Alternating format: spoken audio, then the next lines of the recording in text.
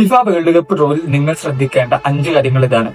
Number 1, Argentina അടങ്ങുന്ന group J ആണ് ഇതിന്റെ ഏറ്റവും സിമ്പിൾ ഗ്രൂപ്പ്. അർജന്റീനയ്ക്ക് ഒരു ഫ്രണ്ട്ലി മാച്ച് കളിക്കുന്ന രാജ്യത്തിൽ എല്ലാ കളികളും ഫിനിഷ് ചെയ്യാൻ ഗ്രൂപ്പ് ഘട്ടത്തിൽ സാധിക്കും. നമ്പർ 2, ബ്രസീൽ അടങ്ങുന്ന ഗ്രൂപ്പ് സിയും പോർച്ചുഗൽ അടങ്ങുന്ന ഗ്രൂപ്പ് കെയിലും കാര്യമായിട്ടുള്ള പ്രതിസന്ധി ഇല്ലാതെ രണ്ട് ടീമിനും പുറത്തെടുക്കാൻ പറ്റും.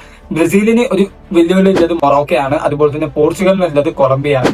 നമ്പർ 3, അർജന്റീനയും പോർച്ചുഗലും ഗ്രൂപ്പ് ഘട്ടത്തിൽ ഒന്നാമതായിട്ട് ഫിനിഷ് ചെയ്താൽ ഒരുപക്ഷെ ക്വാർട്ടർ ഫൈനലിൽ അവർ മുഖാമുഖം വരാനുള്ള സാധ്യത കൂടുതലാണ്. നമ്പർ 4, ഈ ഗ്രൂപ്പ് ഡ്രോയിലെ ഏറ്റവും ഡെപ്ത് ഗ്രൂപ്പായി വരുന്നത് ഗ്രൂപ്പ് ബി ആണ്. കാനഡ, ഖത്തർ, സ്വിറ്റ്സർലാൻഡ് പിന്നെ പ്ലേ ഓഫ് കളിച്ചു വരുന്ന ടീം.